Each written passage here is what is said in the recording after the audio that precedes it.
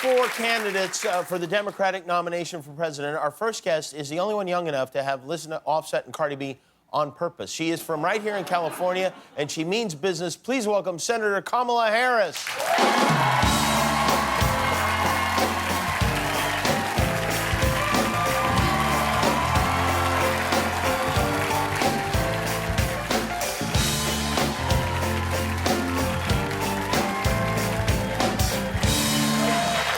Welcome home. You're home in California? I'm so happy to be home. You've been in Iowa, right? I was just there yesterday. How long were you there? That was about a 24-hour trip, but then the week before I was there for several days. Isn't it odd that you have to concentrate so much effort in a state that... Had you been to Iowa before?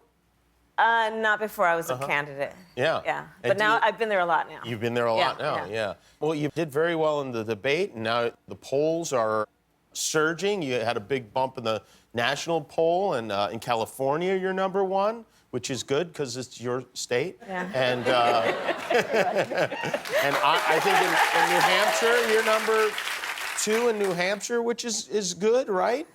I'm not paying attention to the polls. Do you not pay attention to the polls? No, the only poll that matters for me is on Election Day. Does anybody come to you and say, here's how it's going?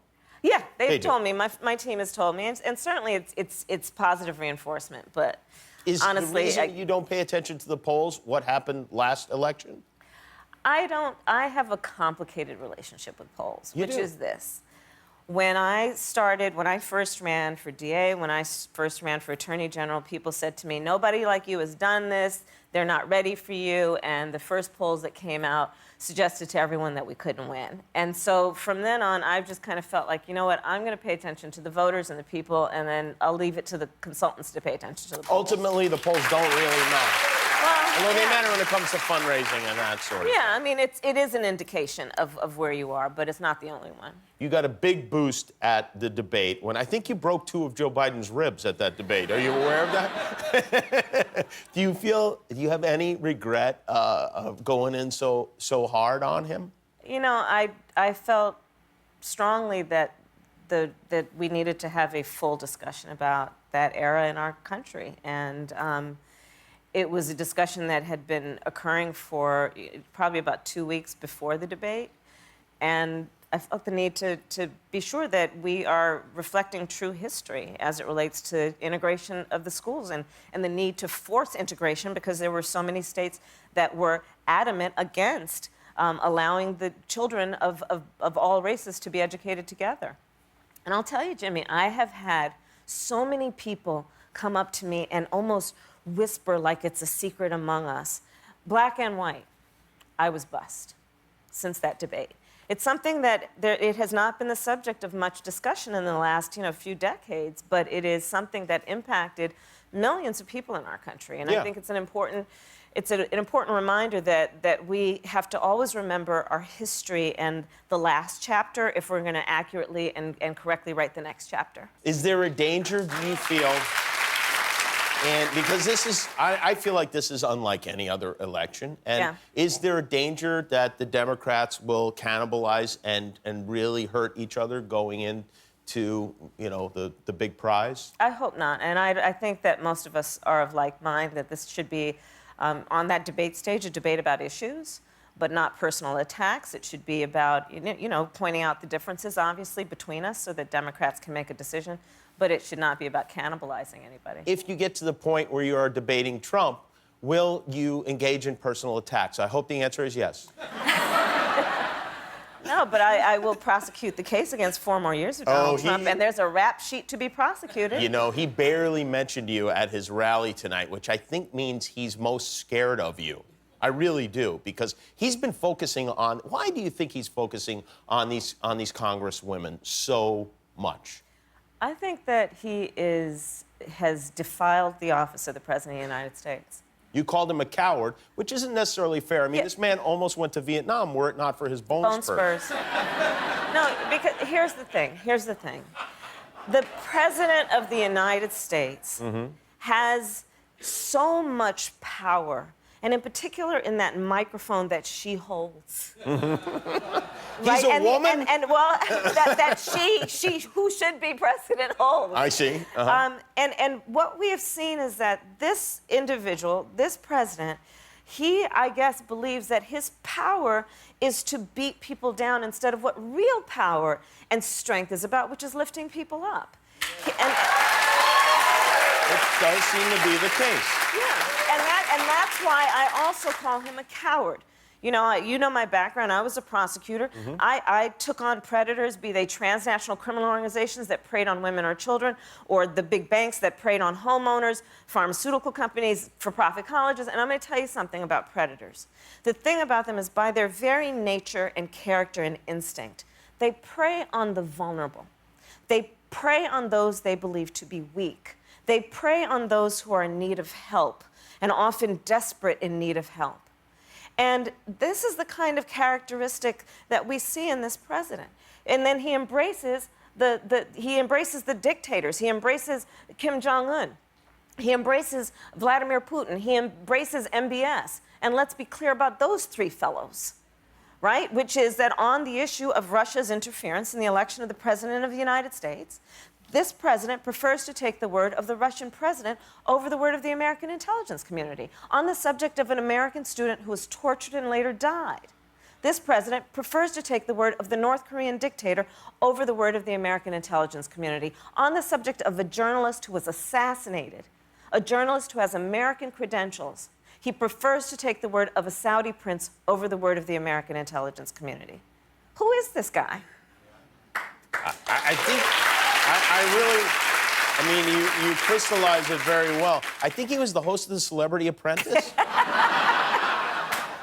Exactly. Yeah. And, he obviously achieved success there. He has obviously achieved very little success here, so he should go back to that. Senator Kamala Harris of California is here, back home in California. Yes. What are you going to do? You're here a short time. I'm here. I've got a number of meetings and events, and I'm having my in-laws and the kids over for dinner tomorrow night, so I'm cooking and... And you still have to be senator while you're doing this yes, stuff. Yes, of course. Today there was a vote, and it was almost a unanimous vote. Yeah. This was for the September 11th Victims Fund. Yes, yes. All they wanted to do was, Jon Stewart spoke beautifully about this, and the idea was they would extend those benefits for victims of September 11th, and one senator, Rand Paul, voted to block it.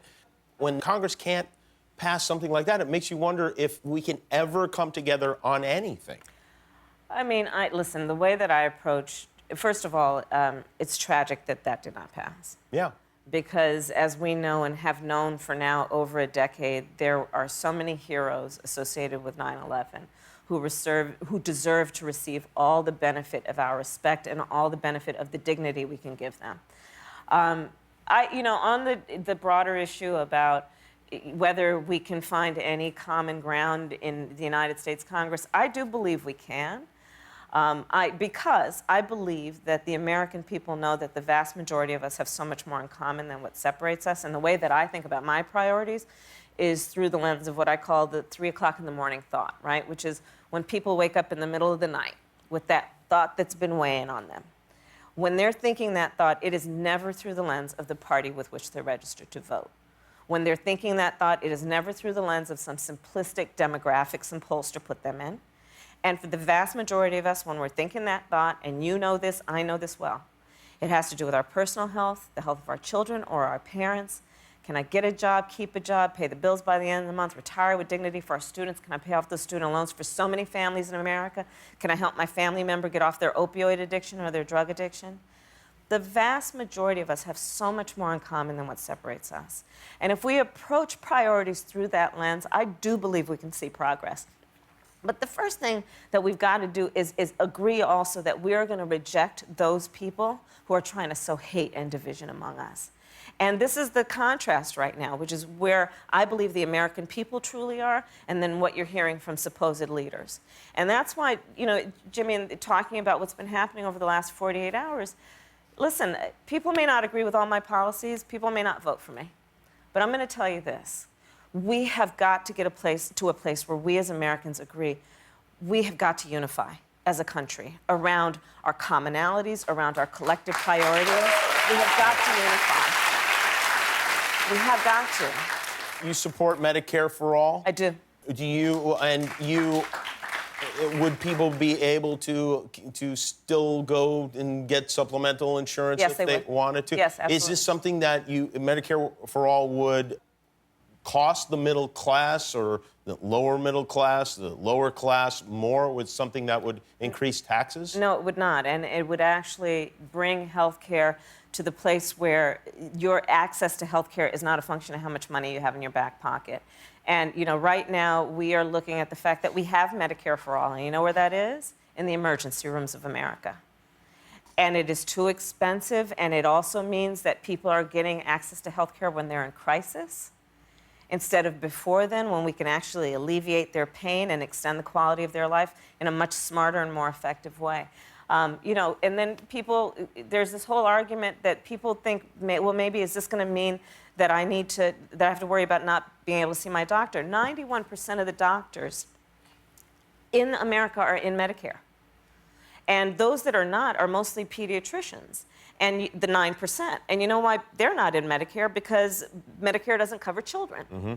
But when we have Medicare for All, that will not be any longer the case, which means that the vast majority of doctors will be in that system, and you can keep your doctor under that system, and it will be that when you walk into that hospital, when you walk into the doctor's office, you don't have to fill out all those forms and give your credit card. You just give your Medicare card, and you walk in, and then you walk out when you're done. You've been working on a prescription drug plan. Yes. In a nutshell, what is that plan? It's about bringing the cost of prescription drugs down. The pharmaceutical companies have been jacking up prices hand over fist for years. And so what I'm prepared to do is, one, to require that the pharmaceutical companies pay a fair price for drugs. And what that means is looking at what other countries are charging for the same drugs, mm-hmm. and then bringing the price down so it'll match the average of what other countries are paying. Because why is it that the United States government is the only one that is allowing its people to pay more for the same drugs that people can get in Canada for half the price? Many of which we are making. I know, this is my point. And why isn't the American government standing up? Well, because you have so many people in Washington, D.C. who are in the back pocket of the pharmaceutical companies. Who's the worst one? Name him. I've got a list. But also, what I'm prepared to do is this. If we can't get consensus in the Congress about that, and also getting rid of the tax loophole for pharmaceutical companies to advertise on television, mm-hmm. right? Because they get tax breaks for advertising on TV, all those advertisements you see. But how will we learn about mesothelioma if we don't every 4 minutes? Yeah. But let me tell you, if we can't get Congress to act on that, then what I'm prepared to do as president is take executive action to, one, allow people to buy their drugs from Canada, to also put in place an Attorney General of the United States who will prosecute pharmaceutical companies for predatory practices, mm-hmm. and to take the licenses, basically, that the patents that drug companies who have been funded and their research has been government funded, take their patents if they fail to bring prices down to meet the average of what other countries are charging. Thank you for being here. You're welcome. Give my best to everyone in Iowa. I will. Senator Kamala Harris, Thank everyone. you. She's running for president. Hi, I'm Jimmy Kimmel. Click below to subscribe to our YouTube channel, or if you want to be that way about it, don't.